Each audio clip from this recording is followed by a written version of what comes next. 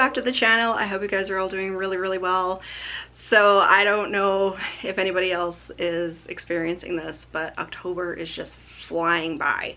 It's like, I don't know, today is the 20th, it's Friday the 20th, and it's like, I don't know, yesterday was still October 1st and we were gearing up for spooky season. So I hope you guys are all having fun with whatever events and reading and watch lists and readathons and all the things that you're doing. Let me know down in the comments, of course, what you guys are up to. What are your Halloween plans? I'd really like to know. So for today, we are going to do a book haul, and this is a fairly large book haul, and I wanted to get this done and out of the way because I have several stacks of books now that I've hauled over the past few months, and the library really needs a good reorganizing, and my shelves need cleaning, and the basement just needs cleaning in general. So I didn't put on any makeup or anything today for my video because I figured what's the point when I'm going to be getting changed and doing some cleaning a little bit later. So yeah, let's go through the books that I've hauled recently. There's quite a few, so I'm not going to go over a whole lot of the synopses, but a few of these I'm super excited about, so I hope you guys will be too. So the first couple I have actually aren't even books. They're magazines, and I can't go into Walmart without, of course, going down to the Halloween section and you know, finding out what new they have there. But I have to say that Christmas has just completely taken over everything. Like, it's just Christmas now. So if you didn't get out and get your Halloween stuff, it's totally being swallowed up by all the Santa Clauses and the red and green. So glad I got out early to get all of my stuff. But so they had one of these in the Halloween section, and then I had to buy some labels, some labels to send some shipping packages out as well, and I found another one. So we have a couple of magazines. So this one is Haunted West, and it's just about like spooky stories throughout actually this is American, so the American West, and it says heroes, outlaws, and wild women, plus Wyatt Earp, Calamity Jane, Jesse James, and more.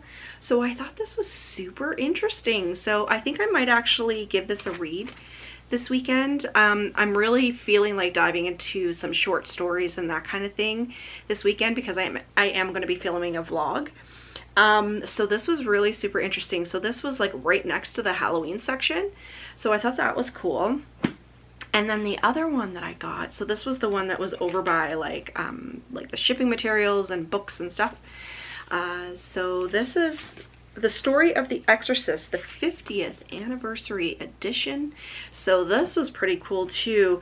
I actually a couple of years ago watched I listened to a really good podcast series that did a deep dive into The Exorcist and the filming and what people went through and the supposed curse of the set and the whole thing.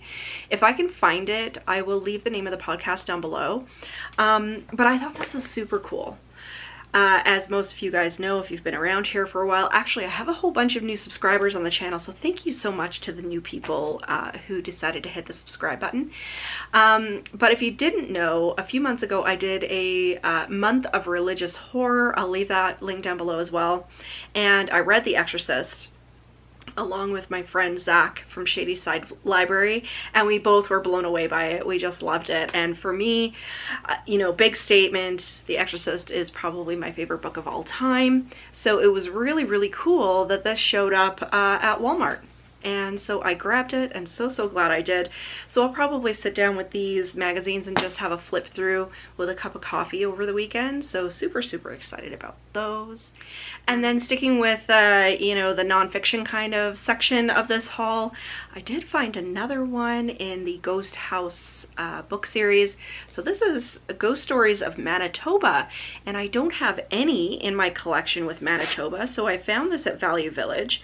It's not in fantastic condition. Some of the pages are bent and stuff, but I was so happy to find it because this is one of the ones that kind of out of the original, I guess, set, when you're talking about sort of one out of every Canadian province, that I didn't have. So I was so happy when I saw this at the thrift store. So I got it. It was $5.49. So their prices are actually starting to go up by quite a bit now. but these are out of print, so I was super, super happy to find this. My Ghost House series is actually starting to get pretty big now, so really excited about that. So sticking with the books that I found at the thrift store, we actually had a couple of travels, I guess, into the thrift store just in our little city that we have here, which we only have one. And I found quite a few books that I was super excited about, because usually we have to go into the big city to find the good ones. But so first up, I don't know if this is a Canadian series. I haven't really looked into it yet. This is one that I haven't heard of before. So this is called The Mystery Club. So this is the first one, The Mystery Club: Secret Clues, A Hidden Fortune, Spells, or Danger. And this is a series by Fiona Kelly. And I'm just going to flip to the inside just to see when these were written. So I got these for just a couple of dollars. So these were actually on the cheap side, which I was grateful for. Oh, 1993. So 80s and 90s kind of mystery series. So this is the first one, Secret Clues, like I said. And then we have number 4. This is Mischief at Midnight. So these have all of those wonderful vintage covers on them as well. So I mean, these are super cute. Fear in a Haunted House with the Mystery Club. So that's number 4. We have number 6. A Kidnap Case Means Trouble for the Mystery Club. So this is missing. And so this one looks really good. So these are like YA sort of, I don't know if they're middle grade or YA series. So this is one, like I said, never heard of. I don't have any books in this series yet, but I'm always looking for new things to add to my library, like even outside of the horror genre, of course. And then we have number 12, Deceptions. So again, those wonderful cheesy covers that we all love so much. And this is a series that came out from Night Books, which is a publisher I hadn't heard of before. And this is one of the later ones. So what year is it? This is 1994. So say early to mid 90s for this series. So super, super excited to check these out.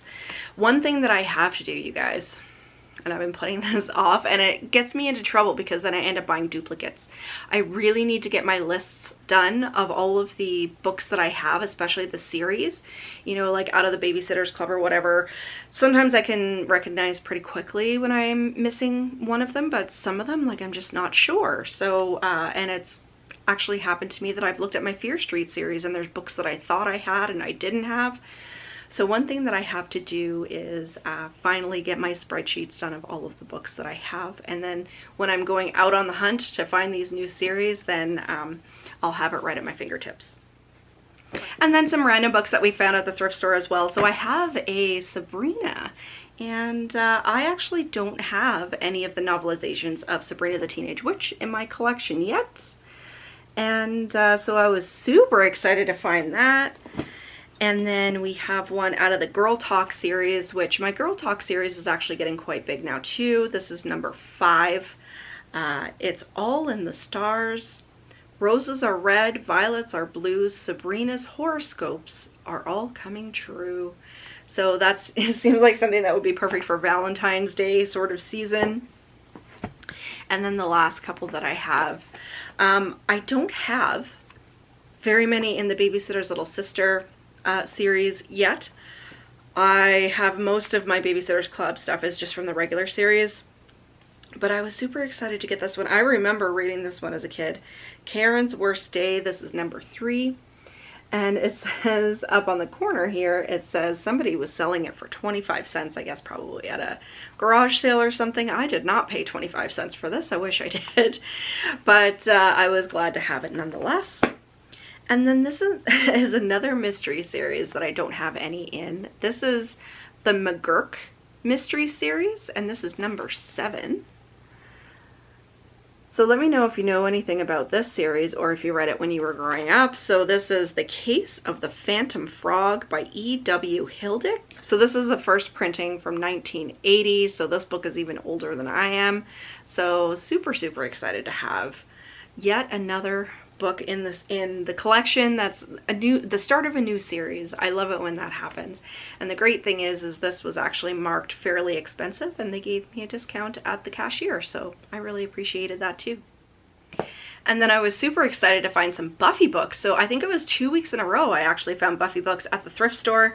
So a couple of these are duplicates, so I'm actually going to hang on to them and give them away as gifts, or maybe when we do giveaways on the channel or whatever, because these are just, you know, so rare to find for cheap these days.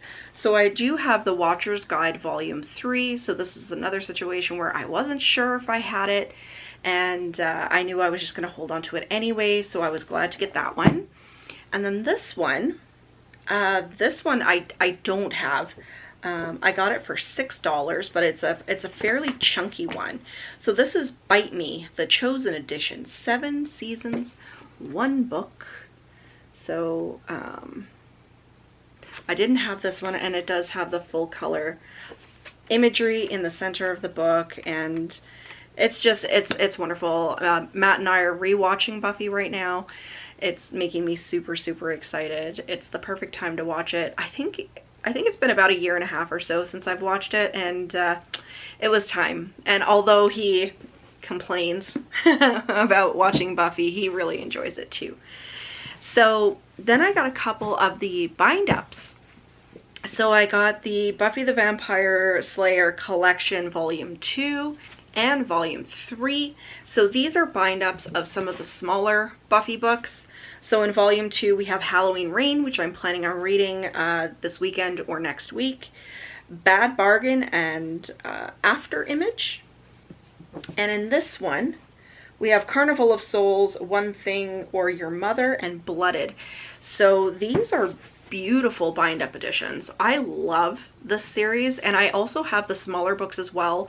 I am missing a couple of the ones out of here, but I do have most of them. And number 3, so this is a duplicate for me, but I grabbed it anyway. It was $4, so I was like, yes. And this is the one that I was missing. I was so excited to finally get it, because now I have all 3 of these bind-ups in the white editions. And so this was kind of what prompted me to be like, I really need to reorganize my shelves to make room for, you know, books in my series. So super, super excited to find all of these Buffy books. And there's actually a couple of more that I found that I knew they were duplicates, but I wanted to buy them as gifts.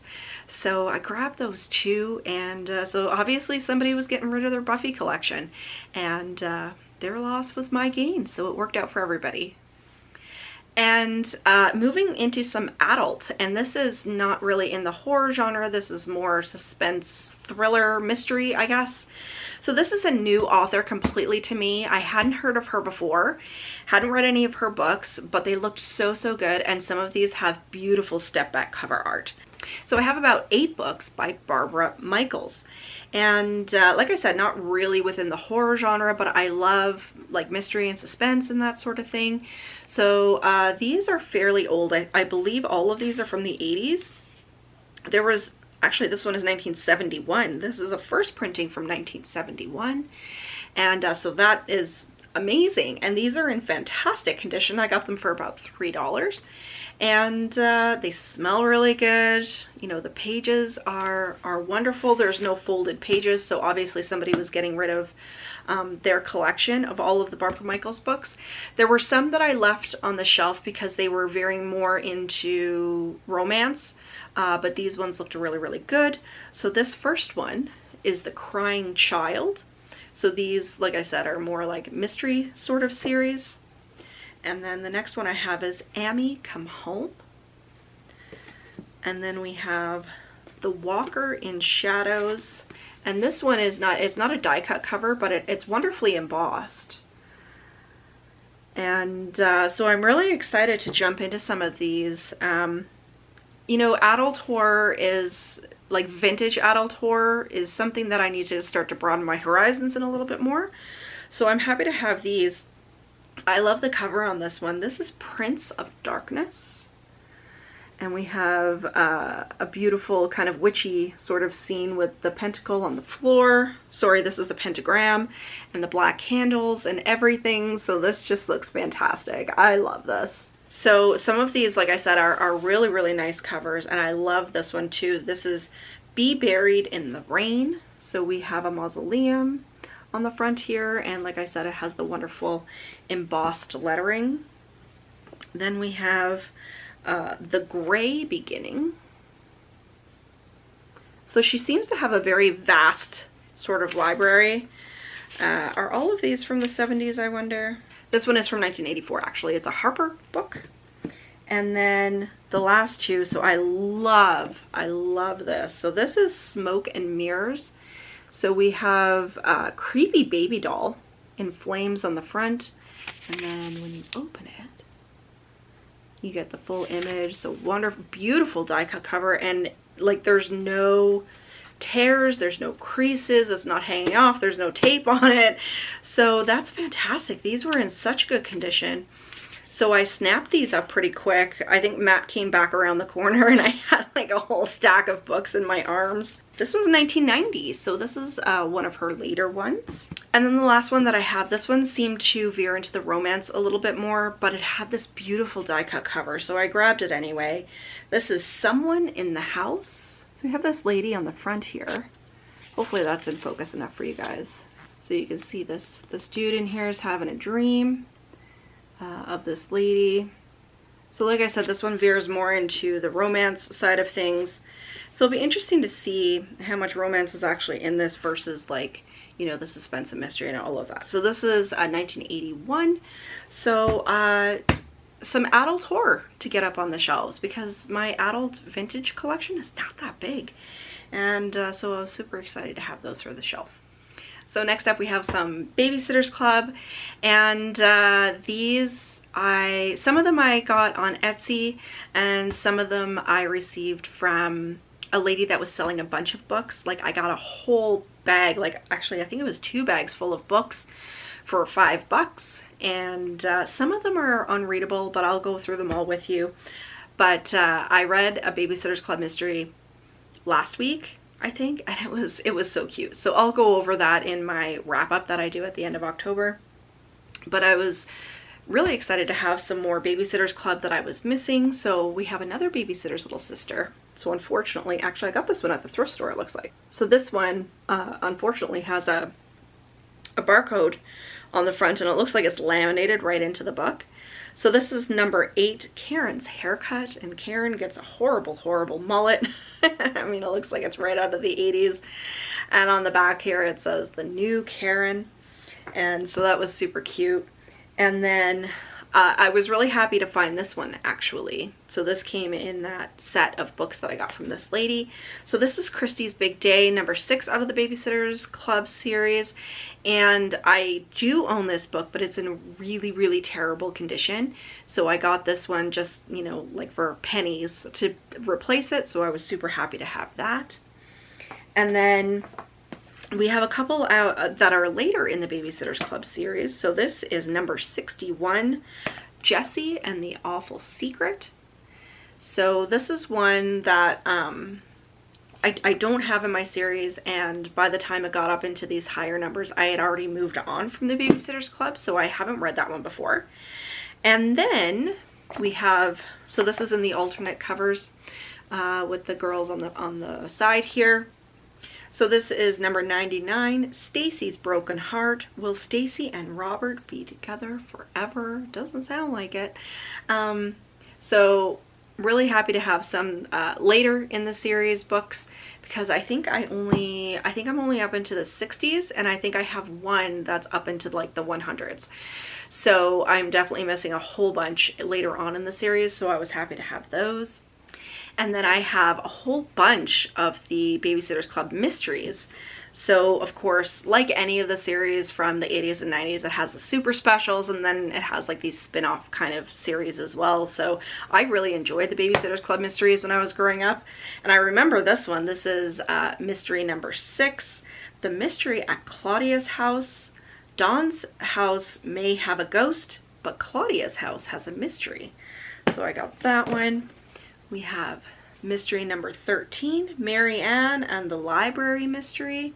So I love books about books, so that would be really cool to read. I think I told you guys in my last haul that I had ordered this one and I was still waiting for it to come in, or maybe in my TBR. So this is Christy and the Vampire. America's favorite babysitters are detectives too. So I'm hoping to get this one in, you know, during Halloween season, but we're kind of getting close to the end now, so we'll see if that happens. And then we have mystery number 18, Stacy and the Mystery at the Empty House. Did you ever get the feeling you weren't alone? So that sounds like a good haunted house mystery. And then getting up there, we've got mystery number 26, Dawn Schaefer, Undercover Babysitter. So it looks like she's sitting for some Richie Rich little kids. So that looks good. And then we have one of the super mysteries, and I bought this one specifically for kind of Yuletide Christmas sort of season. This is Babysitter's Christmas Chiller, super mystery number 4. And so I'm dying to get to this one during the festive season, if you will. So that's it. I think that's everything I have now for the Babysitters Club. And moving right along to another one of our favorite vintage series from the 80s, 90s, Sweet Valley High. So I have a couple of Sweet Valley High and a whole bunch of Sweet Valley Twins books. So this came in that big book, the big bag of books that I got for $5. So like I said, some of these are not in great condition. Some of them are acceptable and I will be putting into my library, but there's one or two in particular that have like water damage and stuff. So I'll just be either tossing or donating the one that, you know, isn't just in great condition. But I don't want to sell anybody a book that has water damage. That's just not fair. So first we have, let's get the Sweet Valley High ones. So we have number 20, Crash Landing, and it says, will Elizabeth lose her best friend? So this one I do not have for the series, my series on the shelf. And this one I've got to check. I believe I do have this one. This one is not in great condition. It has a huge crease down the front. This is number 32, The New Jessica. And then starting into some of the younger ones, I'll go through these really quickly because there's quite a few of them. So we have Sweet Valley Twins number 1, Best Friends. This one is not in good condition. I think it might be acceptable to take to the thrift store, but not in great condition. This is number 5, Sneaking Out, and I believe this is one that I already have. We have number 8, First Place. Number 11, Buried Treasure, so that sounds good. Number 14, Tug of War. Number 15, The Older Boy. 17, Boys Against Girls. So this one has a big crease down the front, but it is still acceptable. Number 18, Center of Attention. 19, The Bully. 21, Left Behind. How can Sarah win back her father's attention?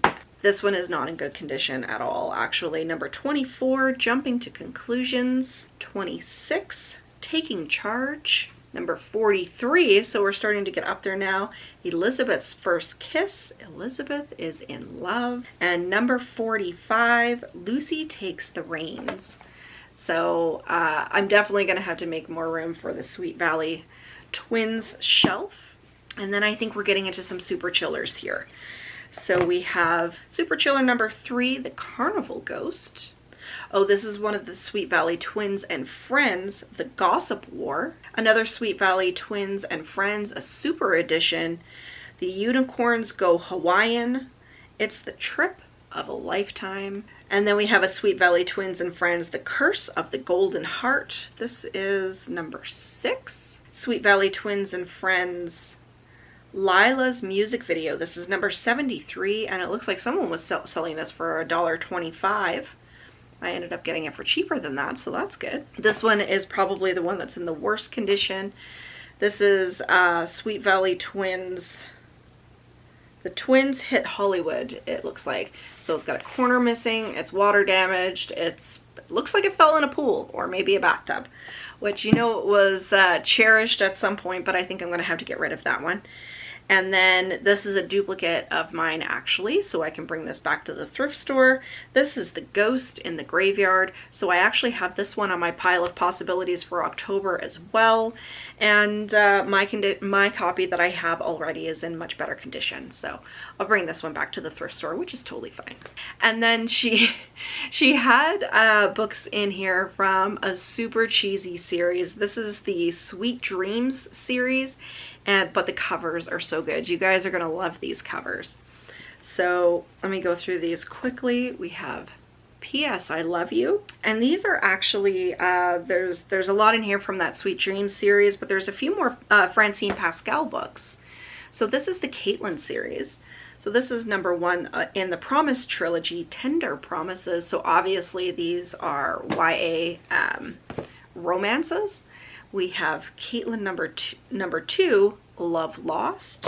Caitlin number 3, True Love. And then I don't know which one in the series this is. This just says Caitlin, a Love Trilogy. And this is Loving.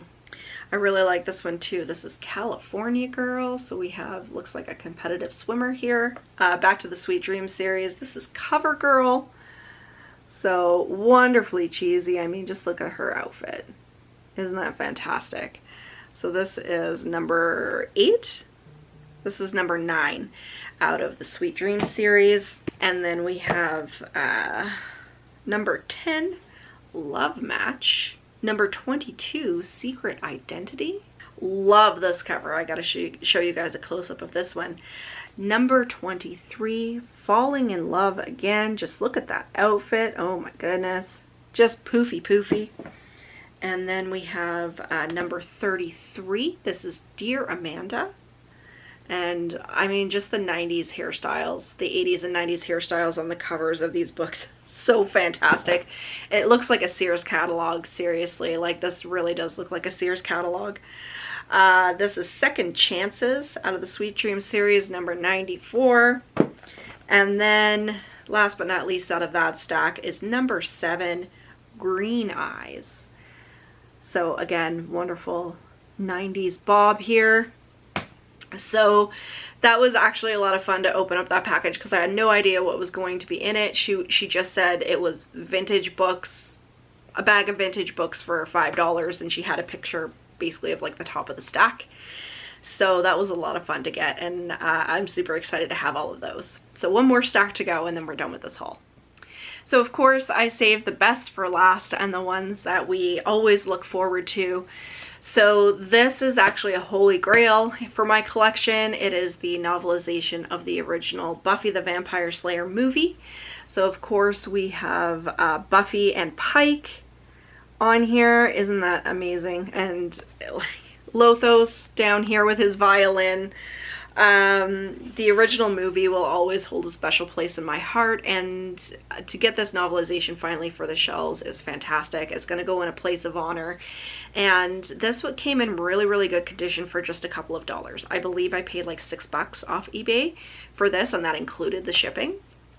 So I was super excited to get it, and just looking at the images on the front cover here makes me want to watch the original movie again. So super excited to have that one.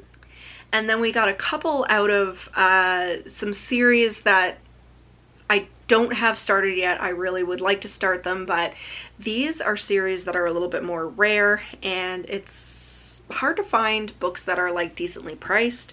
So out of the Horror High series, we have number 8. And this is by Nicholas Adams. This is Final Curtain. So this isn't in fantastic condition. There is a crease in the cover and stuff.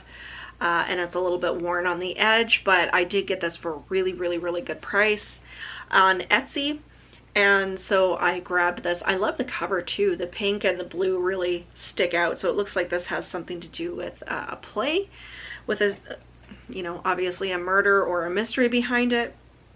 And then this is another series that I was excited to finally start, and you know, I'll just have to keep an eye out for books that are reasonably priced in this series. So this is one out of the Terror Academy series by Nicholas Pine. This is School Spirit. So we have a football helmet on the front with a couple of cheerleader pom-poms here. And it says, "Welcome to Central Academy. It's like any other high school on the outside, but on the inside, Fear stalks the halls, and terror is in a class by itself. So I haven't read anything out of the Terror Academy series, but like I said, they are fairly expensive when you look at them on eBay, so I was really excited to get one at a decent price.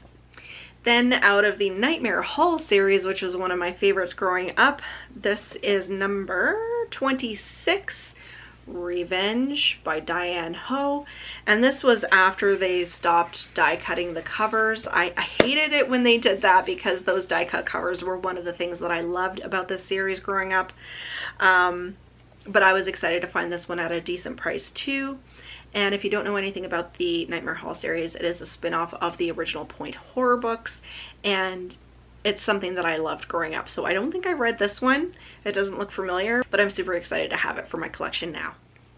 And then the last two books. So speaking of Point horror, I do have a Point horror here, and this is Sister Dearest by D.E. Atkins. Blood is thicker than water, and it has, of course, the wonderful embossed red lettering on the front.